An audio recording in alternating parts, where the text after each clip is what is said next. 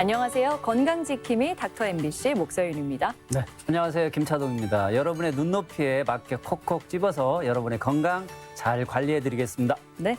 우리나라 사람들이 나이 들어서 하는 후회 중 하나가 젊을 때 치아 관리 좀 잘 할 걸이라고 하네요. 맞습니다. 기간도 오래 걸리고요. 네. 그다음에 또 돈도 많이 들어요. 네. 어떤 분은 입으로 차 한 대 들어갔다 그렇게까지 표현하던데요. 예. 그래요. 아마 임플란트를 많이 한 경우 그렇겠죠? 그렇죠. 예전에는 치아를 상실하면 달리 방법이 없었는데 요즘은 임플란트가 워낙 대중화돼 있으니까요.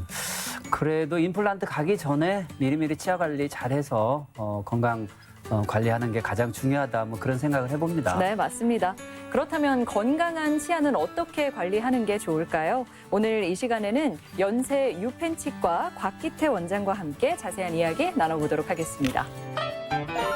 하루 3번, 3분씩 꼼꼼한 양치질만으로 건강한 치아를 관리할 수 있을까요? 치아는 한 번 문제가 생기면 치과 치료를 받지 않는 이상 자연적으로 회복될 수가 없기 때문에 정기적으로 꾸준한 관리가 필요한데요. 평생 건강한 상태로 치아를 유지하는 방법에 대해서 치과 의사 곽기태 원장과 함께 자세하게 알아보겠습니다. 네, 원장님 안녕하세요. 네, 안녕하세요. 네, 반갑습니다. 반갑습니다. 네, 저는 사실 치아가 건강한 편이에요. 그래서 치과 갈 일이 많지는 않은데 네. 그래도 정기적으로 가주는 게 맞지만 치아가 당연히, 건강하다 보니 자주 안 가게 됩니다. 네네.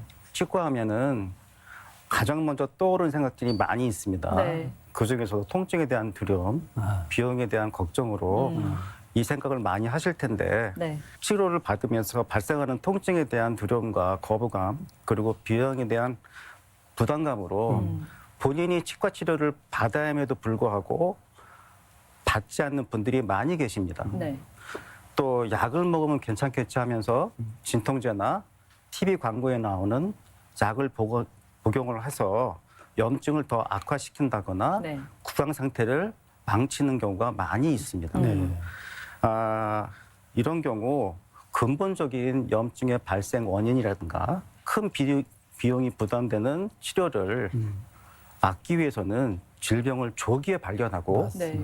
빨리 치료하는 것이 가장 현명한 방법입니다. 네. 근데 요즘 또 직접 이제 병원에서 환자들 진료를 하시다 보면 요즘 마스크를 끼게 되잖아요. 네, 맞습니다. 마스크를 끼면 이제 특히나 이 치과 치료는 마스크를 벗어야 된단 말이에요. 네. 그런 데에 대한 부담 때문에 또 꺼려하는 분들도 있을 것 같고요. 요즘같이 코로나 바이러스로 인해서 치과를 방문하는데 제한이 있을 수가 있습니다. 네. 이곳은 어느 곳을 방문하더라도 불편하지만 까다로운 절차를 통해서 입장이 가능한데 치과도 마찬가지로 이러한 절차를 통해 출입을 제한합니다.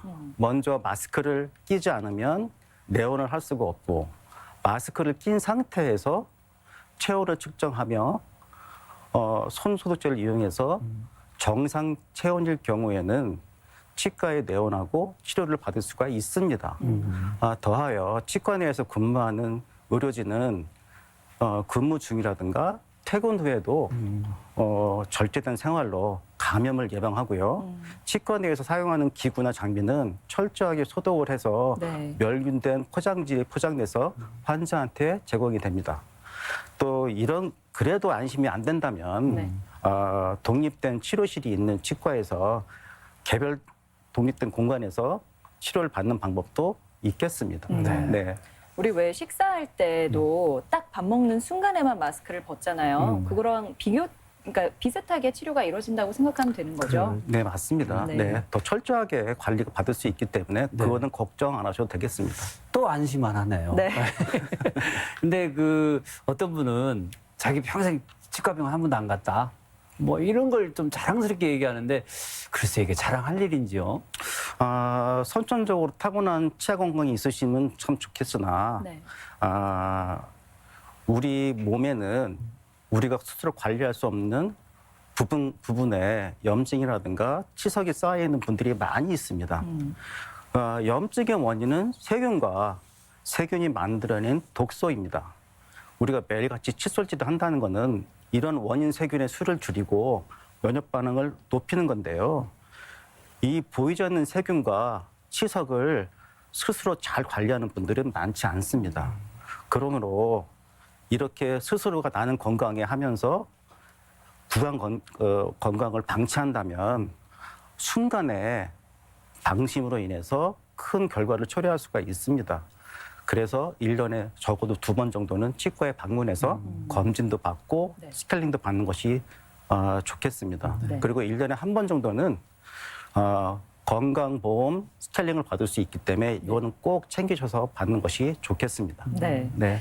그 평생을 놓고 우리가 치아 관리를 한다고 했을 때 네. 연령대별로 좀 네. 더 주의하거나 좀 더 세심히 들여다봐야 하는 부분이 있을까요? 제가 이거는 유년기, 학령기, 중장년기, 노년기로 구분해서 설명드리겠습니다. 네. 유년기에는 충치 관리가 굉장히 중요합니다. 요즘 유아들의 당 섭취가 굉장히 많기 때문에 잠시 방심한다면 충치를 많이 발생하는 원인이 됩니다. 네. 특히 자기 전에 우유나 유산균을 섭취하고 잔다면 이거는 충치 발생하는 원인의 큰 원인입니다. 특히나 그 자가 관리를 못하는 어린아이들은 더 중요할 것 같습니다. 네, 맞습니다. 이유는 수면 중에 치매 분비가 이루어지지 않습니다. 그래서 당을 제거하는 자정작용을 할 수 없기 때문에 네. 치아 펌에 남아있는 유당 성분이 충치를 발생시키고 특히 유치는 영구치와 달리 무기질, 즉 미네랄 성분이 적기 때문에 충치에 걸리면 빠른 속도로 퍼지게 됩니다. 그리고 학령기에는 유치하고 영구치가 혼재되어 있는 기간입니다. 그래서 유치가 빠졌을 때 적절한 위치로 영구치를 맹출하게 유도해주는 것이 굉장히 중요한데요. 만에 하나 유치가 충치라든가 사고로 인해 먼저 빠지게 된다면 네네. 그 공간을 유지하는 장치를 통해서 적절한 시기에 영구치가 나올 수 있도록 관리해 주는 게 중요합니다. 안 그러면 그 공간이 좁아져 버리죠. 좁아져 버리고 틀어져 버립니다. 그러면 영구치가 나올 수 있는 공간도 없게 되고 나중에는 교정 치료를 할 수밖에 없는 그런 상황이 됩니다. 네네.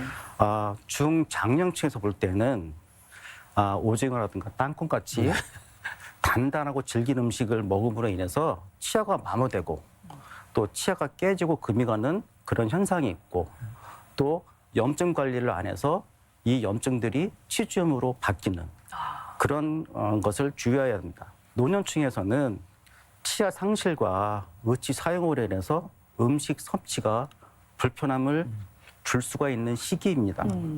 남아있는 치아의 건강을 유지하는 것이 식사의 양과 네. 질로 연결되어서 일상생활이라든가 정신 건강에 큰 영향을 주기 때문에 남아있는 치아의 건강 관리를 꾸준히 하는 것이 굉장히 중요합니다. 네. 또 한 가지 이 상실된 치아 부위에 치주골의 소실이 많이 야기되기 때문에 이렇게 빠진 치아 부위에 적절한 치료를 하는 것이 굉장히 좋은 치료가 되겠습니다. 네네. 또 만 65세 기준으로 인해 이후에는 보험 진료로 틀니라든가 보출 치료, 임플란트 치료를 받을 수가 있습니다. 네.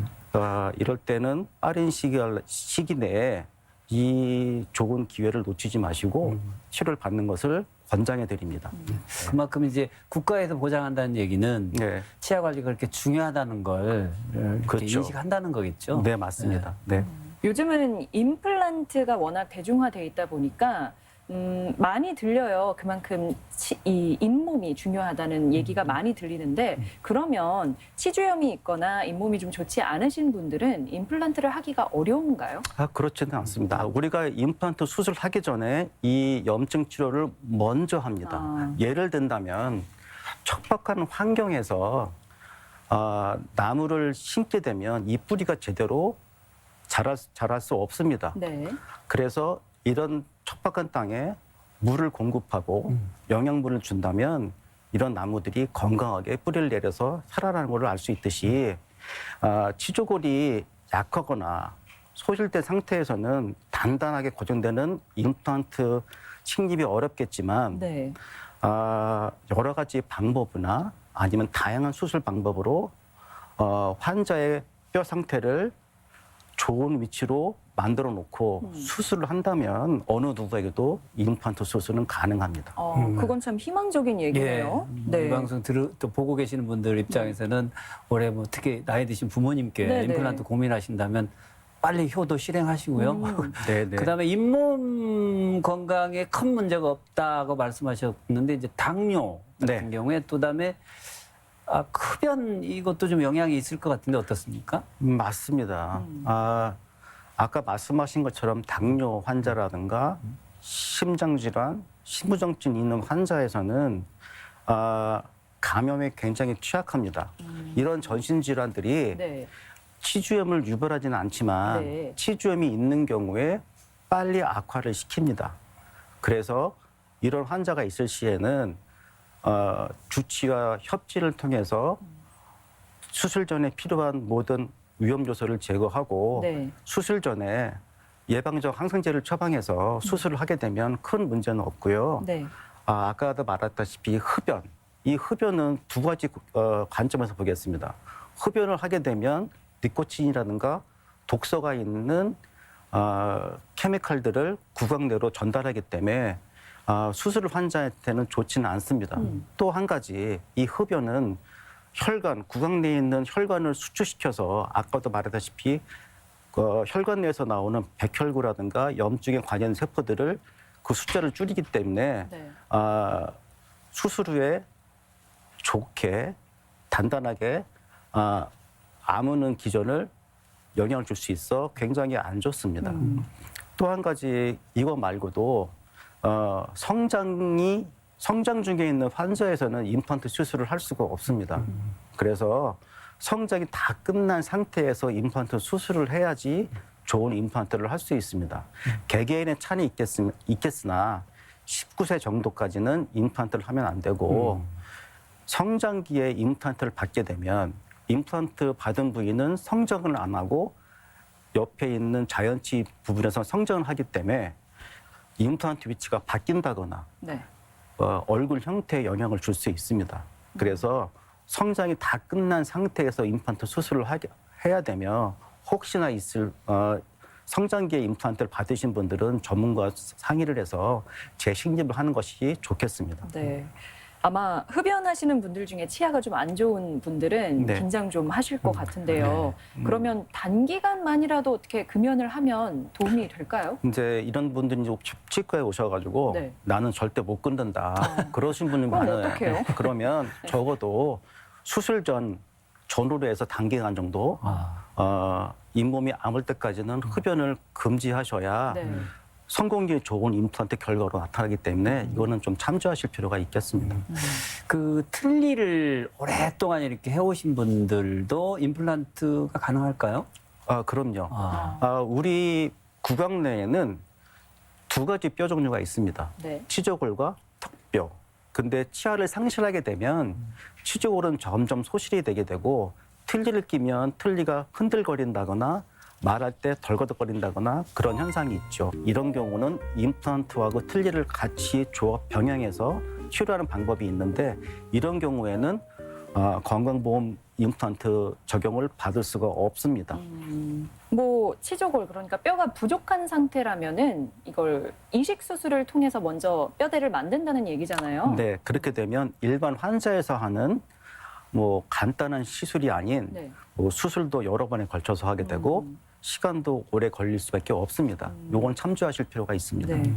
근데 이런 분들은 보통 연세가 있으신 분들일 거란 말이죠. 네. 그렇다면 때에 따라서는 뭐 골다공증 약을 먹고 있거나 그런 경우도 있을 텐데 네. 이런 분들이 골 이식 수술을 받을 수 있을까요?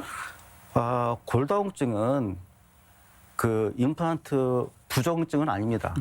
그래서 임플란트 가능합니다. 네. 우리 몸의 뼈는 생성과 흡수를 반복해서 하게 되고 이런 일련의 반복된 기전이 있는데 골다공증 환자에서는 이런 생성과 흡수의 균형이 깨집니다. 그래서 생성은 적게 되고 흡수가 많게 되면 뼈의 양도 감소하고 강도도 적게 약해져서 네. 골절이 일어날 수 있는 상태를 골다공증이라고 하는데 우리 뼈도 이런 골다공증 영향을 받아 뼈의 상태가 약하고 강도가 약할 수가 있습니다. 그런데 이 골다공증이 임플란트에 영향을 주는 게 아니고 이 골다공증을 치료하는 약물이 임플란트에 영향을 줄 수가 있습니다. 그래서 이 약 성분이 잇몸과 뼈가 아무는 것을 방해하기 때문에 골다공증이 있는 분들은 치과 의사에게 미리 복용하는 것을 알려주셔야 되고 수술하기 3개월 전이나 6개월 전부터 약을 복용을 중지한다거나 아니면 임플란트 수술에 영향을 주지 않는 약으로 대체 처방받아 복용하시면 되겠습니다. 네. 그 임플란트의 이제 수술 자체가 새로운 이물질이 입안으로 들어가는 거잖아요, 어차피. 그러다 보면 이물감 정도는 이해는 하지만 아파서 병원을 다닌다 이런 경우는 어떻습니까? 임플란트에는 신경이 없습니다. 이렇게 아픔을 유발하는 임플란트 경우에는 여러 가지 이유가 있겠으나 제일 큰 이유는 염증을 동반한 임플란트 주위의 염증입니다. 네. 이런 상태는 환자의 그 전신 상태라든가 구강 상태를 고려하지 않고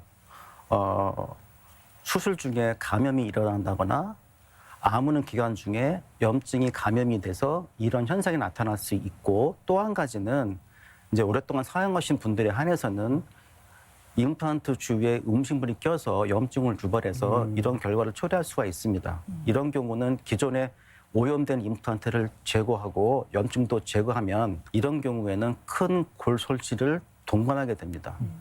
그래서 이런 환자에게 다시 임플란트 할 경우에는 시간과 여러 번에 걸쳐 수술할 수 있는 경우도 있습니다. 근데 임플란트 하고 난 이후에 관리하는 것도 그만큼 중요하다고 굉장히 많이 듣거든요. 관리는 어떻게 해야 되나요? 만약에 그 같은 날 같은 시간에 차 2대를 뽑았을 때 네. 폐차를 같은 날 같은 시간에 하지는 않습니다. 이 이유는 관리를 얼마나 잘함에 따라서 이 수명이 오래 가느냐 빨리 끝나냐 이걸 알 수 있는데요. 네. 자연치 있는 분들도 관리를 하는 것도 있지만 특히나 임플란트 갖고 계신 분들의 구강적, 해박적 구조물은 자연치의 해박적 구조하고 틀립니다. 그래서 더 세심한 관리가 필요합니다. 임플란트를 시술받고 난 다음에 사후 관리를 어떻게 하냐에 따라서 이 임플란트가 평생을 가느냐 아니면 몇 년 못 가서 아까처럼 뭐 염증이 나고 뭐 흔들릴 수가 있는 상황이 오는 거죠. 그래서 임플란트 사후에 정기적으로 병원에 방문해서 관리를 받고 본인에 맞는 구강 관리와 치실이라든가 치관 시술을 이용해서 관리를 한다 그러면 큰 문제는 없을 것입니다. 네. 또 아까도 말씀드렸다시피 자연치에도 음식물 끼는 게 굉장히 중요한데 임플란트 마찬가지이기 때문에 또 한 번 강조하지만 치실이나 치관 시술 사용해서 음식 끼는 것을 방지하는 것이 굉장히 중요하겠습니다. 출근은 같은 날을 했더라도 폐차는 다르다. 네. 명심하겠습니다. 네, 그만큼 관리가 참 잘 이루어져야 되겠죠. 자, 오늘 이 시간에는 유펜 치주과 전문의 곽기태 원장과 함께 건강한 치아 관리에 대해서 이야기 나눠봤습니다. 네, 오늘 말씀 고맙습니다. 감사합니다. 네.